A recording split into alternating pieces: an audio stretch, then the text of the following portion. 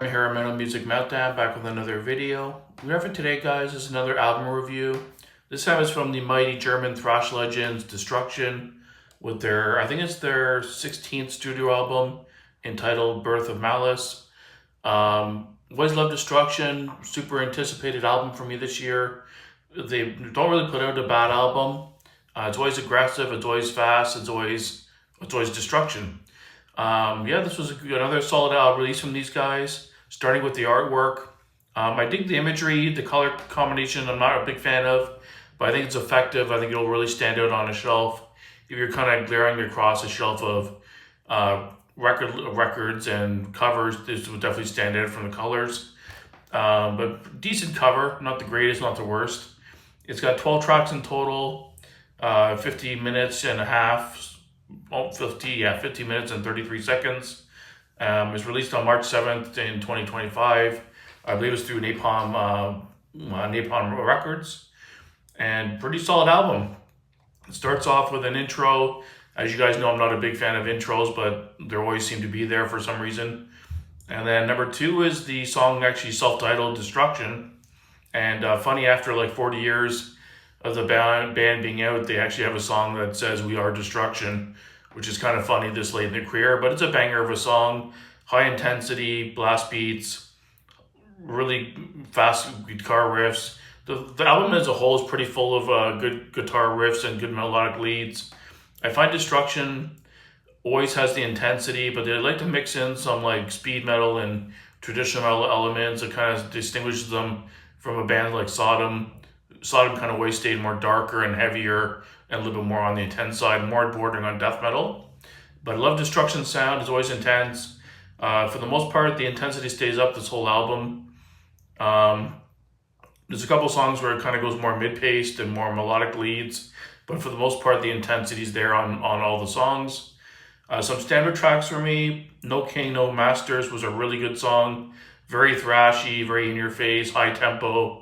Killer chorus, kind of anthemic, fist in the air, kind of sing-along chorus. I really enjoyed that song. And then Scumbag Human Race was a much heavier song, much darker sounding. Really dug that one. Really chuggy riffs on that one. Really good song. The song Angst, number 7, was kind of a different song. That's one of the songs a little bit more mid-pace. Had kind of more of a punky feel to it, but definitely more mid-pace, a little bit of some more melodic leads kind of halfway through the song, which was really nice. And a little bit of a different sound on that one. And then Chains of Sorrow and Dealer of Death, again thrashy in moments, but also had a lot of melodic leads to kind of change it up and add a little bit more melody, but still never loses the intensity and the thrashiness of the song. And Greed was a really good song as well. I enjoyed that one as well. Good mix of melodic and thrashy riffs, chunky riffs, and the drums on this album are pretty solid as well. A lot of really good drum fills, and again maintains the intensity.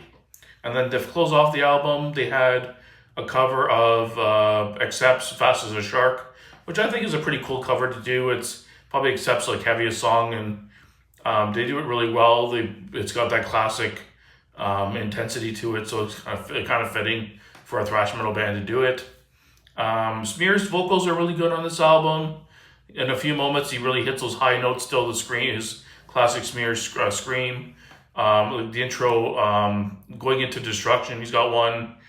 And I think Evil Never Sleeps is one as well. Kind of a standout kind of scream. But overall, his vocals sound pretty good still. Still that kind of squealing, snarly kind of voice he always had. Guitar work across the work is pretty solid. Good riffs. They always have come up with good thrashy, chuggy riffs. Production's pretty good on this album. It's pretty beefy. Some of the songs sound a little bit thin in parts, and the drums did have kind of a tingy sound, I noticed. But very, very minor just issues, I guess you could say. Wasn't super noticeable. But overall, really solid album. A couple standard tracks, like I said, No Kings, No Masters. And I think Scumbag Human Race, those 2 songs, I think were my favorite off the album. But overall, I wouldn't say there was any bad songs on the album. A lot of it's kind of cookie cutter, kind of standard Destruction thrash metal. which is not bad, but it was kind of just predictable and still good. If it's not fixed, it's not broken, don't fix it kind of thing. But kind of predictable and more cookie cutter and just kind of straightforward thrash that they've been writing for years. But overall, really solid album. I'd give it a 8.25 out of 10. I really dug it. Kind of what I expected. Not the greatest thrash album of all time, but just saw another solid Destruction album. Comparing it to the album before, Diabolical, I think I enjoyed Diabolical maybe a little bit more. I think the songs were a little bit more memorable overall. But still a really solid album from these guys. I wasn't disappointed. Pretty good stuff. So let me know down below, guys, what you thought of the new Destruction album. I thought it was pretty solid. I was pretty pleasantly surprised. I enjoyed it. And I'll probably try to put up the review for the new Spirit Box album maybe today or tomorrow as well. I definitely want to check that one out and give it a listen. So thanks for watching, guys. Keep it metal.